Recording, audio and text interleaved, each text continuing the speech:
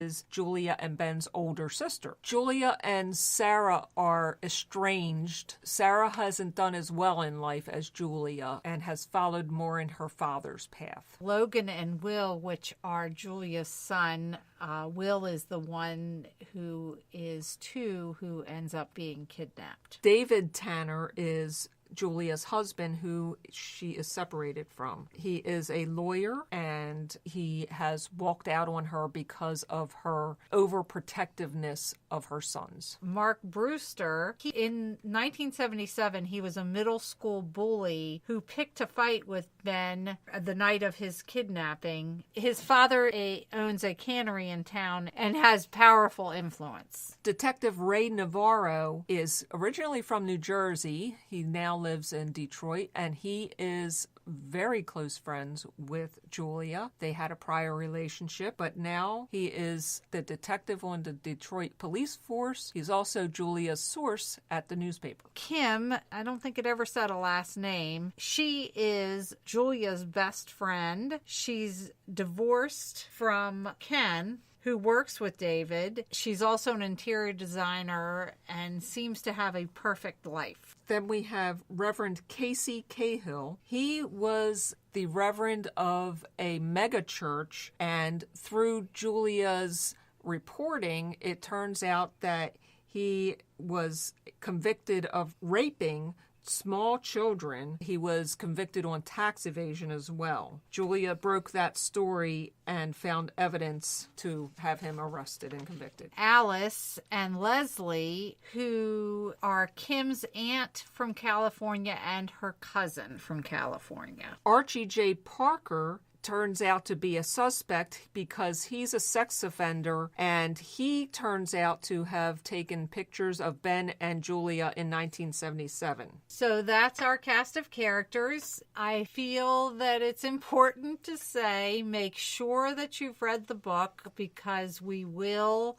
give you the whole book, all the solutions and red herrings, and we will reveal the ending, the nitty-gritty of the whole story. So make sure that you've read it, and this would be a good place to stop if you haven't, and read the book. And I cannot tell you how much I recommend this book. It was so good. I can't help but agree. Jane's masterful writing of this tale was just nail-biting for me. I had to find out what happened next. I don't think that the time period in the book, it was like 1 or 2 days. I know, and actually I had to keep reminding myself of that, because I read it over, I think, about a 3-day period, and I was like, wow, so much has happened. This has got to be, and then they'd say something about, well, a couple hours later, I'd be like, what? When a child is missing, I will refer back to a book that we just reviewed, Grace's book, that it didn't seem like anybody cared whether this child was missing. And it was the complete opposite with this. It was so on the edge of your seat, like trying to get Will back. It was just, I think it was more true to life of what a mother would experience. Well, also from what I understand, even from a police perspective, when a child goes missing, or anyone for that matter, the first, I guess, 24 to 48 hours are the most important, that you have to track down as many leads as possible and find as many witnesses in order to find these people without them having been hurt or anything worse. Yes. Definitely. I couldn't turn the pages fast enough. And Jane does a wonderful job of putting you in that perspective of, oh my God, I have to find Will, and I have to follow every lead I possibly can in order to get to Will as soon as possible. The one thing I did do while I was reading this book is I had to go back and see if she had ever written anything else, because to me she seemed much more of a seasoned writer than somebody who had just put out their first book. I was really surprised, because this it spoke to me as somebody who has been writing for years. Well, she has been writing for years, actually, but you not take into her account. But not in the fiction genre. Right, but she does have a writer's background. She is a journalist. She's also a mother, so she is coming from a very personal perspective. Definitely, and I think it just it really rang true in this. We spoke a little bit about it in the interview. That scene when Will is kidnapped just seems so real, and just I kind of put myself in that place, and I could just see the franticness in Julia's mind. She did such a good job of taking you right there. Oh, yes, definitely. I could feel the utter fear when the lights go out and the alarm system breaks down, and tripping over toys and trying to figure out where's that flashlight. And I hear someone upstairs and they're going to get my children. Yeah, it was very well done. I wanted to talk a little bit about where the action takes place. And it's a couple different places in Michigan. Both of the lake locations are fictitious. Sparrow and DeCremer, they don't seem to exist. They're fictitious places. Sparrow is the lake town on Lake Huron where Ben has been abducted from in 1977. And that's like a tourist location. It has a boardwalk. But it has a seedy part of town. Basically. And it's within the jurisdiction of St. Clair County. So those are the detectives or sheriff's department that are indicated as looking for Ben at the time. So they're handling the cold case at the later time, 30 years later, when Julia's son Will is abducted. And that is from DeCremer, Michigan, which is also fictitious. And it is located within Detroit on Lake St. Clair. And so that is serviced by the Detroit Police Department, where her friend, Detective Navarro, comes in. And I wanted to talk a little bit about Detroit because I really was engrossed in the history of Detroit. Of course, we all know as Detroit as being the Motor City and Motown because those are the most famous things it's known for. It is the home of the big three automobile companies, GM, Ford, and Chrysler. And it's also the home of Motown, so it's a big music city. During the 1970s, it seemed to be the beginning of the end of Detroit's high period, because that is where we had the gas crisis, if those of you who are old enough to remember the gas crisis in the 1970s. Of course, the big American gas guzzlers were not being bought, and that's where foreign cars made their rise, and Detroit really started to decline because they lost a lot of jobs. And I found out that due to industrial restructuring, the loss of jobs in the auto industry, and rapid suburbanization, Detroit lost 60% of its population from the late 20th century to the present, from a peak of 1.85 million in 1950 to 2017's estimated population of 673,000, with a loss of 25% between that's 2000 and 2010. I just want to basically quote from Wikipedia because it just blew my mind.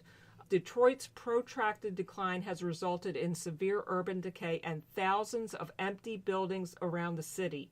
Some parts of Detroit are so sparsely populated that the city has difficulty providing municipal services. The city has considered various solutions such as demolishing abandoned buildings and homes, removing street lighting from large portions of the city, and encouraging the small population in certain areas to move to more populated locations. Roughly half of the owners of Detroit's 305,000 properties failed to pay their 2011 property tax. So it just keeps piling on. The situation keeps getting worse. So, I mean, it's just incredible what can happen. Well, we've seen a little bit here in Maryland and Baltimore, not to that extent. We do have areas in Baltimore that have such urban decay that it's really sad, some of these areas. But I do have a friend who is from Detroit who absolutely loves the area and has told me that there is a resurgence there, that the city is trying to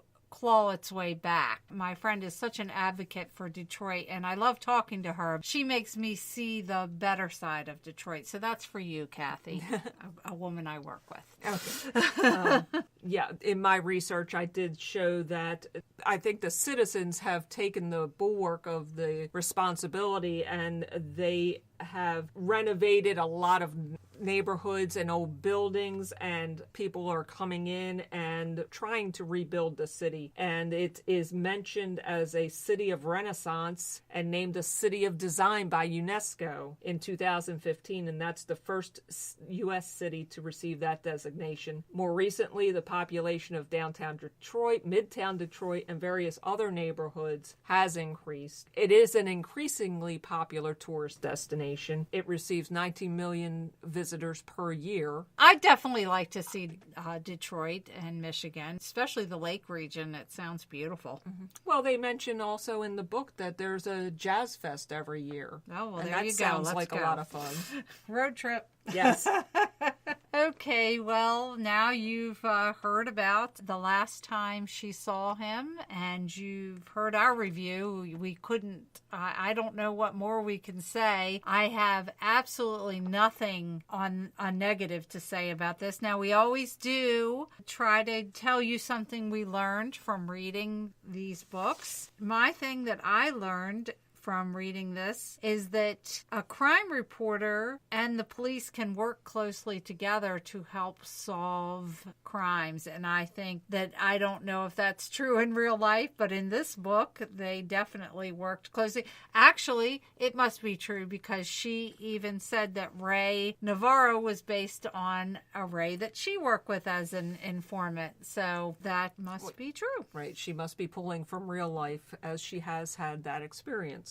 What I learned from the book is that even being vigilant and prepared is not necessarily foolproof against the creativity of determined criminals. Very true. Well, I told you it was good. Since Anne Dark, Mom, couldn't be here, she pre-recorded her review, and we're going to play that for you now. Well, the last time she saw by Miss Haseldine, I have to say that in my opinion, this was the best book we have read so far. It grabbed me the moment I picked up that book. The parts with the kidnapping of Ben and then the paranoia was just, the book just grabbed you and didn't let go. I did have a bit of a problem. I thought this whole story was going to be a little weird because of her paranoia. I did not see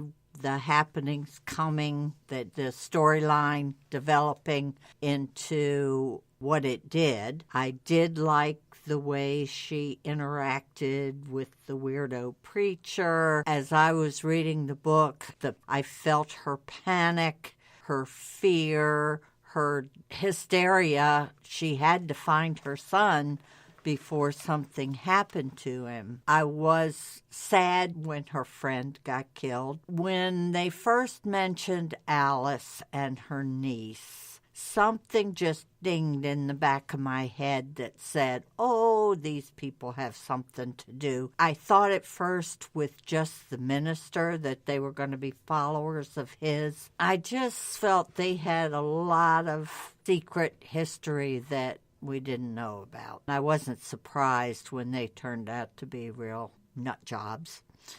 The storyline, I guess I would have to say what I learned from this book. A mother is going to fight for her children. Nothing's going to stand in her way. The woman had broken fingers. She was attacked with an axe. She was almost drowned, but she was going to get her kids back. And I would hope, if God forbid anything like that would happen, that I would be able to fight for my kids. Now, there were twists in this story. I think they tried to make you think that Ben's kidnapping was connected to the kidnapping, that the same person did it. Of course, he'd have to be 30 years older than he was when Ben was taken. But I think the storyline was sort of pointing you in that direction. All in all, I can't wait to read the second book. That is definitely on my list. I will give it back to Tracy and Kathy. Well, thank you, Anne, Mom, for pre-recording that. We always appreciate